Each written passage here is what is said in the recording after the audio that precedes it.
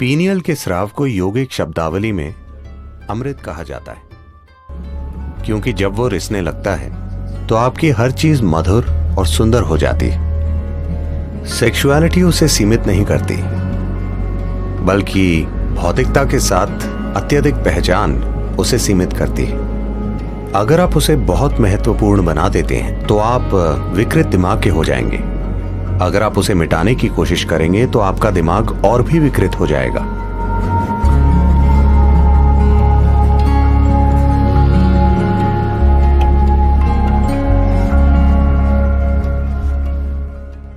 एक 92 साल का बूढ़ा आदमी फुल मेडिकल जांच के लिए अपने डॉक्टर के पास गया।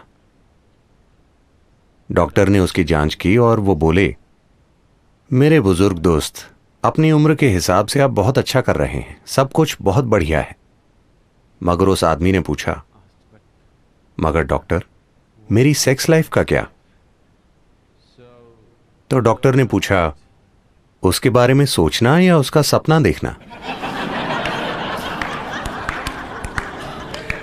आप जितना किसी चीज के बारे में ना सोचने की कोशिश करते हैं, उतना ही आप उसके बारे में सोचने लगेंगे। मन की प्रकृति ही ऐसी है। तो कई वजह हैं कि कोई व्यक्ति सेक्स में लिप्त होता है।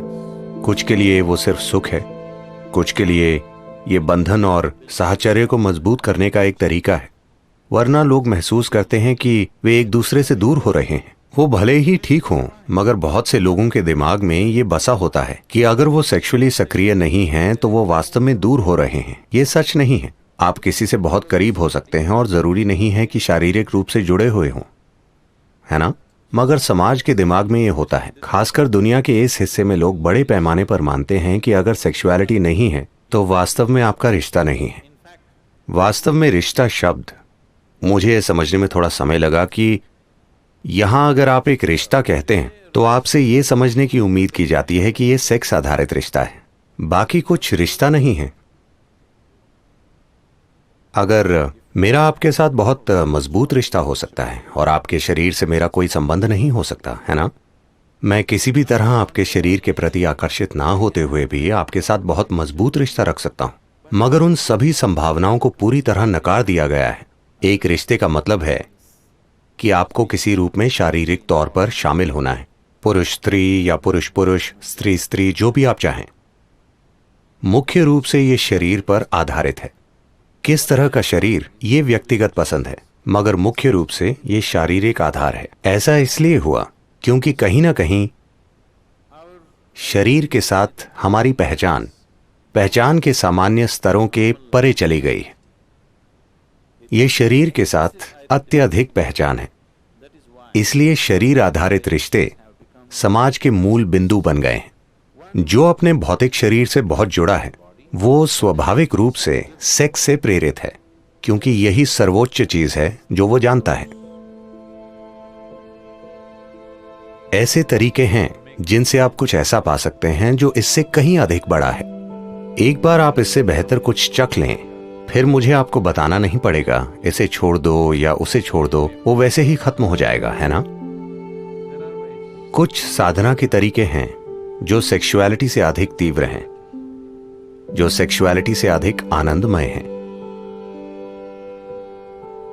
एक स्तर पर यदि आप इसे देखें, योग के सभी आयाम किसी न किसी तरह आखिरकार पीनियल को सक्रिय करने की कोशिश करते हैं, क्योंकि एक बार जब वो रिसने लगता है तो आपकी हर चीज मधुर और सुंदर हो जाती है। वो एक पूरा भीतरी सुख पैदा करता है, जिससे सभी बाहरी सुख बच्चों की चीज की तरह लगने लगते हैं। यही वजह है कि योगी सिर्फ आंखें बंद करके बैठते हैं। इसलिए नहीं कि वो सुख के खिलाफ हैं, वो छोटे सुखों के खिलाफ हैं, बस यही है। तो शांभवी, इससे एक चीज जो होती है, ये पीनियल स्राव को बहुत हद तक उत्तेजित करती है, जिससे आप दिन भर एक तरह की मिठास में भीगे रहते हैं। यह आपको परम आनंद और आनंद की एक स्थिति में छोड़ देती है, क्योंकि पीनियल ग्लैंड सक्रिय होता है। यह आपके शरीर विज्ञान का एक पहलू है जो आपकी चेतना के काफी करीब है। बाकी शरीर विज्ञान गुजर बसर के बारे में है, मगर पीनियल ग्लैंड आपके शरीर विज्ञान का एक पहलू है जो भौतिक से परे जाने के बहुत बहुत करीब है। योगिक परंपरा में इस मिठास को अमृत या सुधा या जीवन अमृत कहा जाता है। अगर उसकी एक बूंद शरीर में आ जाए तो अचानक पूरा शरीर शीतल हो जाता है, पूरे सिस्टम में चिकनाई आ जाती है, वो आसानी से काम करता है, शरीर की हताशा चली जाती है, मन की हताशा चली जाती है। अमृत का अर्थ है कि आपने अपना सुख पा लिया है। अगर आप अपने अंदर बहुत आनंदित हैं तो आपने अपने अंदर अमृत पा लिया है। आप सुखदता की चरम अवस्था में हैं। अब लोगों के साथ होना उनसे सुख निचोड़ने के लिए नहीं है। लोगों के साथ होना बस उनके साथ होना है। अब आप वास्तव में प्रेम करने लायक हैं, वरना वो सिर्फ एक खुल जा सिमसिम वाली चाल है। मैं तुमसे प्रेम करता हूं का मतलब है कि चाहे आप पर विश्वास हो या नहीं, उस पल के लिए वो आप पर विश्वास करते हैं, क्योंकि उन्हें भी किसी चीज की जरूरत है, आपको भी किसी चीज की जरूरत है ना? ये जैसे आप जानते हैं अली बाबा और 40 चोर। खुल जा सिमसिम मतलब वो खुल जाता है। ये ऐसा ही है। मैं तुमसे प्रेम करता हूं मतलब कई चीजें खुल जाती।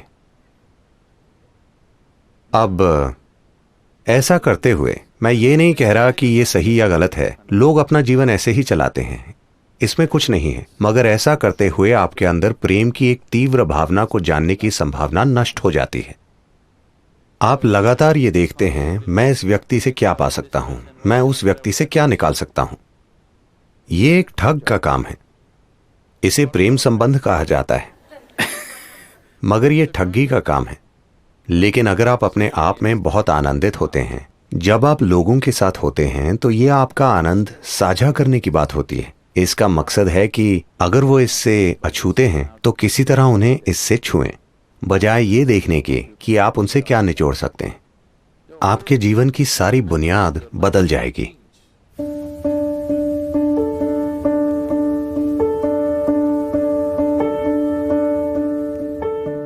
हाँ और नहीं।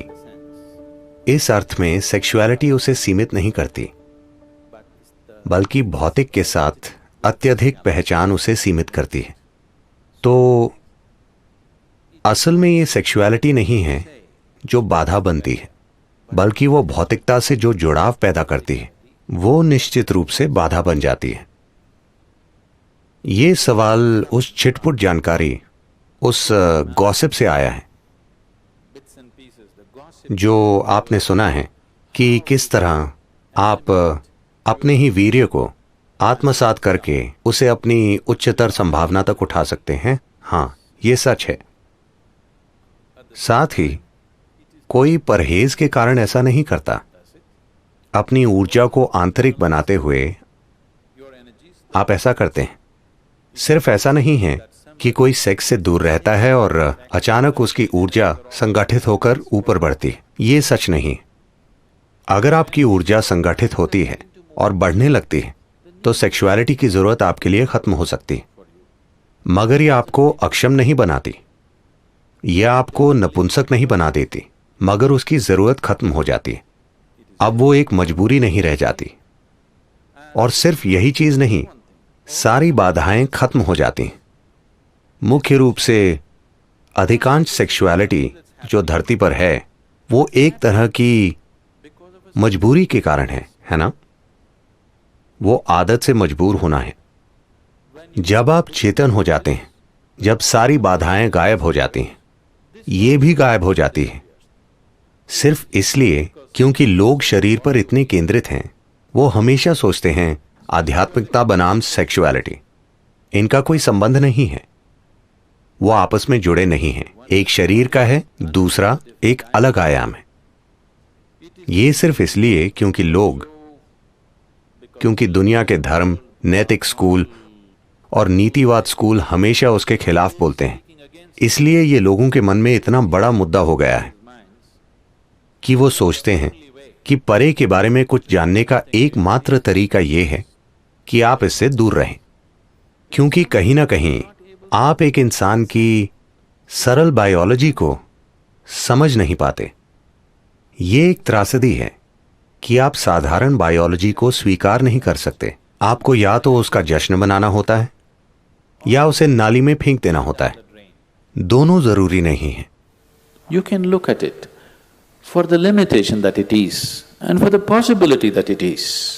आप उसकी सीमाओं को देख सकते हैं और उसकी संभावनाओं को देख सकते हैं। तो अगर सेक्स की अपवित्रता के कारण आपकी आध्यात्मिकता में बाधा पड़ रही है, तो मैं आपको बताना चाहता हूं कि आपका जन्म ही अपवित्र है। जब जन्म ही अपवित्र है तो आपके लिए संभावना कहां है? आपके लिए कोई संभावना नहीं है, सिर्फ अगर आप कहीं और से गिरते। अगर सारस आपको गिरा जाता तभी आपके आध्यात्मिक होने की कोई संभावना होती। अगर आपकी मां ने सामान्य रूप से जन्म दिया है तो आपके लिए कोई संभावना नहीं।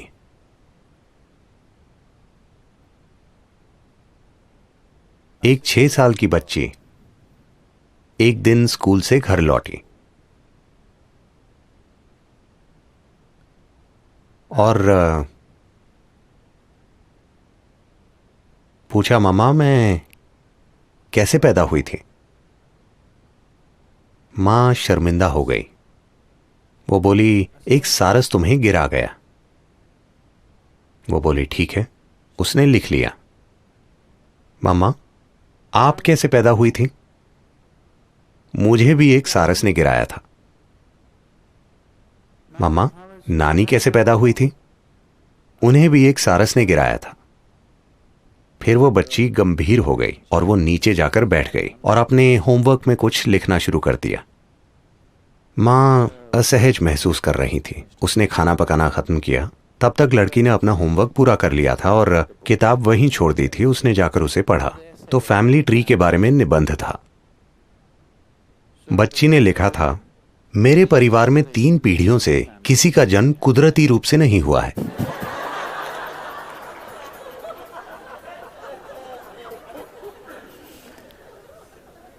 तो मूर्खतापूर्ण विचारों के कारण हम या तो किसी चीज को बढ़ा चढ़ाकर कहते हैं या अनावश्यक रूप से उसे दबाने की कोशिश करते हैं। इसकी आपके जीवन में एक भूमिका है। अगर आप इसे बहुत बड़ा बना देंगे तो आपका दिमाग विकृत हो जाएगा। अगर आप उसे मिटाने की कोशिश करेंगे तो आपका दिमाग और अधिक विकृत हो जाएगा। आखिरकार अब मैं बोल रहा हूं, यह एक तरह की ऊर्जा है। आप मेरी ओर देख रहे हैं, यह एक तरह की ऊर्जा है। आप मुझे सुन रहे हैं, यह एक तरह की ऊर्जा है। ये एक ही जीवन ऊर्जा की अलग अलग अभिव्यक्तियां हैं, है ना? अब सेक्सुअलिटी भी उसी ऊर्जा की एक अलग अभिव्यक्ति है।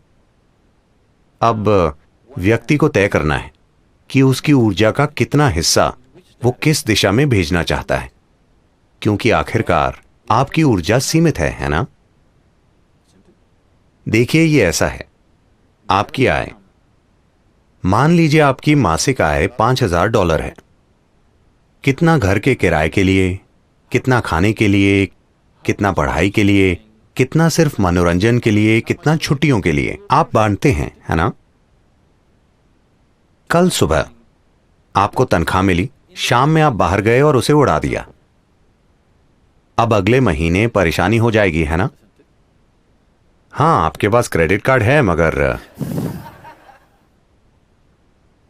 आपके जीवन में सब कुछ, अगर आप अपने जीवन को समझदारी से चला रहे हैं, आपके जीवन में सब कुछ आपकी समझ, आपकी जरूरत और आपकी क्षमता के अनुसार बांटा हुआ है कि नहीं? हां, आपका पैसा, समय, ऊर्जा, क्या सब कुछ बांटा हुआ नहीं है? जिस तरह आप उसका प्रबंध करना चाहते हैं, यह भी वही चीज है। कितना होना चाहिए? पहले तो क्या आपको उसकी जरूरत है, या आप उसे कर रहे हैं क्योंकि आप सामाजिक रूप से बाध्य हैं? अगर जरूरत है और मैं आपको उसे रोकने के लिए कहता हूं तो आप विकृत हो जाएंगे, क्योंकि वो सब आपके दिमाग में होगा। अगर कोई आपको कह रहा है तुम्हें यह करना है, अगर तुम इसे नहीं करोगे तो तुम नॉर्मल नहीं हो, तो दूसरी तरह की विकृति आएगी। दोनों जरूरी नहीं है। आखिरकार आप किसी पुरुष या स्त्री के पीछे नहीं जा रहे, आप सुखदता के एक स्तर के पीछे जा रहे हैं। एक बार आप एक स्तर की सुखदता का अनुभव कर लेते हैं तो क्या आप इसमें और गहराई तक नहीं जाना चाहेंगे? क्योंकि जो भी सुखदता घटित हुई, शायद आपने दूसरे व्यक्ति का इस्तेमाल किया, मगर सुखदता आपके भीतर घटित हुई, सही है? तो मान लीजिए वैसे भी सुखदता आपके भीतर घटित हो रही है, दूसरा व्यक्ति उसे खोलने की बस एक चाबी है। क्या आप नहीं चाहेंगे कि चाबी आपके हाथ में ही हो? हाँ, कि अगर आप इस तरह बैठें, आप पूरी तरह ऑन हो, आपको किसी की जरूरत नहीं है। नहीं, देखिए, कोई चीज, आपके जीवन में कोई चीज, चाहे सुख के लिए हो, पैसे, प्रेम, ये वो, चाहे किसी भी चीज के लिए, जैसे ही आप दूसरे व्यक्ति पर निर्भर हो जाते हैं, इस धरती पर कोई भी वास्तव में भरोसे लायक नहीं है ना? मैं हर जगह से ये शिकायतें सुनता रहता हूं। कुछ लोग, आमतौर पर महिलाएं, शिकायत करती हैं कि उनके पति बहुत ही शरीर केंद्रित हैं। कुछ महिलाएं लगातार शिकायत करती हैं, वो मुझ पर उंगली भी नहीं उठाता। जो भी होता है वो एक समस्या है, क्योंकि वो कभी उस तरह नहीं होगा जैसे आप चाहते हैं। जब तक दूसरा व्यक्ति शामिल है, कुछ भी 100% आपकी मर्जी से नहीं होगा, है कि नहीं? हाँ या ना? वो कभी नहीं होगा। इससे फर्क नहीं पड़ता कि आप भगवान से शादी कर लें, फिर भी ऐसा नहीं होगा। जब तक आपके अस्तित्व का तरीका, सुख और खुशी की आपकी भावना दूसरे व्यक्ति पर निर्भर है, आपको हमेशा शिकायत रहेगी। कोई फर्क नहीं पड़ता कि दूसरा व्यक्ति कितना शानदार है। तो इस संदर्भ में लोगों ने ब्रह्मचार्य की बात की होगी, क्योंकि उन्होंने कहा थोड़ा विराम दो, क्योंकि किसी से सुख निकालने के लिए आपको कई चालें चलनी पड़ती हैं। वो आराम से नहीं हो जाता। इसे कोर्टिंग कहते हैं।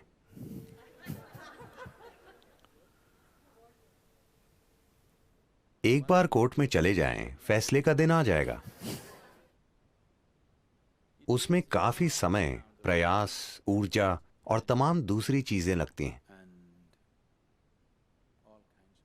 निराशाएं, ईर्ष्याएं, समस्याएं, सब कुछ उससे जुड़ा होता है। तो किसी ने कहा, उन चीजों से थोड़ा दूर रहकर देखो कि क्या इसे आंतरिक रूप से पैदा किया जा सकता है, और फिर लोगों के साथ रहना आपके प्रेम के कारण अधिक होगा, आपकी जरूरत के कारण नहीं। जो निश्चित रूप से लोगों के साथ रहने का एक बेहतर तरीका है ना? यह निश्चित रूप से दूसरे इंसान को सम्मान देने का बेहतर तरीका है कि नहीं? इस पर थोड़ा ध्यान दीजिए। उस पर और उस पर और उस पर ध्यान देने के बजाय इस पर थोड़ा अधिक ध्यान दीजिए। जितना आनंद कोई दूसरा आपके लिए पैदा करेगा, ये उससे कहीं ज्यादा आनंद पैदा कर सकता है।